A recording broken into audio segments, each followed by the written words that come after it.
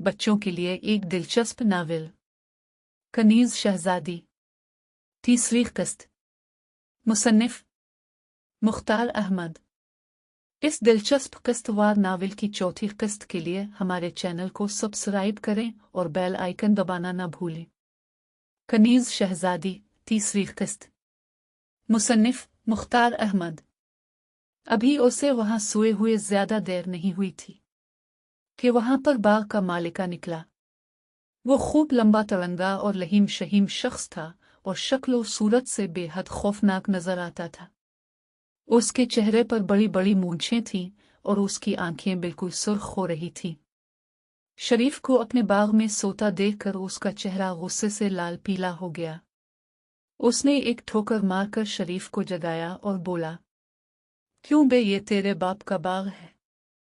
शरीफ उठकर बैठ गया और आंखें मलकर उसे बड़े गौर से देखने लगा और फिर खौफजदा होकर वहां से भागने का इरादा किया ही था कि उस आदमी ने उसे झपट कर दबोच लिया। शरीफ मारे खौफ के थर थर कांपने लगा था। जाता कहाँ है बे? अब तो मेरी कैद में है, उस आदमी ने दांत पीस कर कहा। शरीफ डर के मारे रोने लगा। उस आदमी ने एक कहकहा लगाया और शरीफ को कान से पकड़कर अपने मकान में ले गया, जो बाग के अंदर ही बना हुआ था। मकान के अंदर 3 आदमी और भी थे। उस आदमी ने शरीफ को जोर से धक्का दिया। शरीफ सामने वाली दीवार से टकराते टकराते बचा। वो जल्दी से संभल गया और हाथ जोड़कर बोला, ए आदम खोर देव, मुझे मुआफ कर दे। अबे मैं तुझे देव नजर आता हूं। उस आदमी ने धाड़ कर कहा, भाई अजीज ही मुझे बताते थे कि उन्होंने रात को जो ख्वाब में देव देखा था वो सुर्ख सुर्ख आंखों वाला था और उसके चेहरे पर बड़ी बड़ी मूंछें थीं। वैसे 12 साल तक के बच्चों को देव देखने की इजाजत नहीं है, क्योंकि इससे उनके दिल बंद हो जाने का खतरा होता है। यही वजह है कि हमारे बादशाह ने फिलिस्तीन से आने वाले देवों पर अपने मुल्क में आने पर पाबंदी आयद कर दी है, ताकि 12 साल से कम उम्र के बच्चे उन्हें ना देख सकें। वैसे क्या आप मेरी हिम्मत की दाद नहीं देंगे कि मैं अभी सिर्फ 11 साल का हूं और आपको देखकर मरना तो दूर की बात, बेहोश तक नहीं हुआ हूं। अबे मुर्गी के अंडे, मैं देव नहीं हूं, मेरा नाम मंगू डाकू है। उस आदमी ने कहा, मगर आपने कहा तो देवों जैसा लगाया था। शरीफ कुछ उलझकर बोला, मंगू डाकू आग बगूला हो गया। देव तो तेरे बाप ने भी नहीं देखा होगा। मेरी तो समझ में नहीं आता कि तूने ये देव देव की रट क्यों लगा रखी है। अगर तूने अब देव का नाम लिया तो ऐसा जा पड़ दूंगा कि गर्दन तोते की तरह फिर जाएगी। फिर मंगू डाकू अपने एक साथी की तरफ मुड़ा और उससे बोला, इसको भी मापारा के साथ बंद कर दो, उसके साथ इसको भी बेच देना। उसका हुक्म पाते ही उसके साथी ने शरीफ को बाजू से पकड़ा और एक तहखाने में बंद कराया।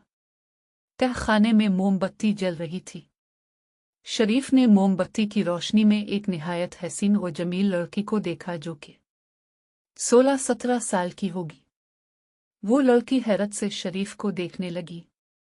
फिर उसने पूछा, लड़के तुम कौन हो? जी मैं शरीफ हूं, जनाब दोस्त मोहम्मद का बेटा। अजीज मेरा बड़ा भाई है।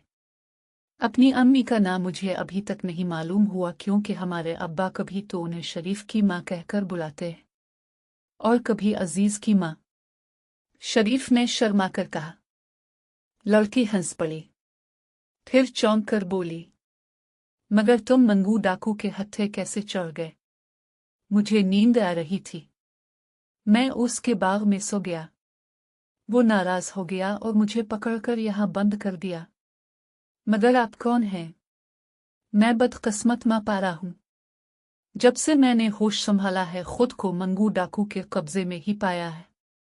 इससे पहले वो मुझसे अपने घर के सब काम करवाता था। अब वो मुझसे शादी करना चाहता है, मगर मैंने इनकार कर दिया है। मेरे इनकार से मुश्तइल होकर उसने मुझे इस तहखाने में कैद कर दिया है। अब वो मुझे कनीज बनाकर शहर सोना चांदी में किसी रईस आदमी के हाथ बेच देगा। शहर सोना चांदी का नाम सुनकर शरीफ बुरी तरह चौंका था। माँ पारा उदास होकर फिर बोली, ना जाने मेरे माँ बाप कौन होंगे। मंगू डाकू तो मुझे भी फरोख्त करने का कह रहा था। शरीफ ने बताया, बहुत कमीना है वो। माँ पारा शरीफ को प्यार करते हुए बोली, तुम तो बहुत अच्छे लड़के हो। तुम्हारी अम्मी तुम्हारी याद में कितना तड़प रही होंगी। खैर ये बात तो नहीं है बहन माँ पारा। अम्मी सिर्फ उसी वक्त तड़पती हैं जब उनके सर में दर्द होता है। शरीफ ने बड़े भोलपन से कहा। माँ पारा मुस्कुराने लगी, फिर एकदम परेशान होकर बोली, अगर मंगू डाकू ने तुम्हें भी मेरे साथ बेच दिया तो फिर शायद तुम कभी भी अपने घर का मुंह नहीं देख सकोगे। क्या घर का भी मुंह होता है? शरीफ ने ताज्जुब से पूछा। मैंने तो कभी घर का मुंह नहीं देखा। मेरा मतलब था कि तुम कभी भी अपने घर नहीं जा सकोगे। माँ पारा ने मुस्कुराकर अपनी बात की वजाहत की। शहर सोना चांदी जाना मेरी दिली ख्वाहिश थी। शरीफ ने बताया। क्यों? माँ पारा ने हैरत से पूछा। वहाँ मेरा दोस्त चिनकी गया हुआ है, शरीफ ने जवाब दिया। माँ पारा बोली, ये चिनकी साहिब क्या चीन के कोई आदमी है? चिनकी चीन का आदमी नहीं, एक चीनी घोड़ा है। हमारे मामू किसी काम से चीन गए थे, वहां से ये घोड़ा लाए थे। उस वक्त वो बहुत छोटा सा था। मैंने और अजीज भाई ने उसे पाल लिया और जब वो बड़ा हो गया तो हम दोनों उस पर खूब सवारी करते थे। फिर ऐसा हुआ कि हमारे अब्बा बीमार हो गए। इस बीमारी की वजह से उनकी नौकरी भी छूट गई। घर का खर्च चलाने और अब्बा की दवा वगैरह के लिए पैसों की जरूरत पड़ गई तो अब्बा ने उसे बेच देने का फैसला कर लिया। मैंने और भाई अजीज ने ये सोचा कि जो आदमी भी चिनकी को खरीदेगा हम उसका पीछा करके उसके घर का पता मालूम कर लेंगे। फिर कुछ अरसे के बाद जब हमारे पास कुछ पैसे जमा हो जाएंगे तो अपना चिनकी उससे दोबारा खरीद लेंगे। भाई अजीज ने मंडी में चिनकी का सौदा एक नौजवान से कर दिया। वो नौजवान बहुत अमीर था। उसने भाई अजीज को चिनकी के बदले 100 अशरफियों की थैली दी थी, जो कि उसकी कीमत से बहुत ज्यादा थी। 100 अशरफियां देखकर भाई अजीज ने चिनकी की मोहब्बत दिल से फरामोश कर दी और खुशी खुशी घर भाग गए। मैं उस आदमी के पीछे गया। मुझे ये मालूम हुआ था कि वो शहर सोना चांदी के किसी ताजिर का बेटा है और उसका नाम खुर्रम है। अब मेरी किस्मत ने मुझे खुद ही ये मौका फराहम कर दिया है कि मैं शहर सोना चांदी जाऊं और अपने प्यारे घोड़े चिनकी को हासिल करने की कोशिश करूं। तुम्हारी कहानी तो बेहद अजीब व गरीब है। माँ पारा मुतासिर होकर बोली, ऐसा मालूम देता है कि तुमको अपने चीनी चिनकी से बहुत प्यार है। माँ पारा की बात सुनकर शरीफ का दिल भर आया। बड़ी जज्बाती आवाज में बोला, बहन माँ पारा, अगर आप चिनकी के हिनहिनाने की आवाज सुन लेती तो मारे हैरत के दांतों तले उंगलियां दबा लेती। बस ऐसा ही मालूम देता था कि जैसे दूर कहीं नकरई घंटियां होले होले बज उठी हों। मुझे यकीन है कि वो घोड़ा जरूर इतनी ही खूबियों का मालिक होगा, जब ही तो तुम उसके लिए इतने परेशान हो रहे हो और इतनी मुसीबतें उठा रहे हो। माँ पारा ने मुस्कुरा कर कहा। शरीफ सर हिलाकर किसी सोच में गुम हो गया।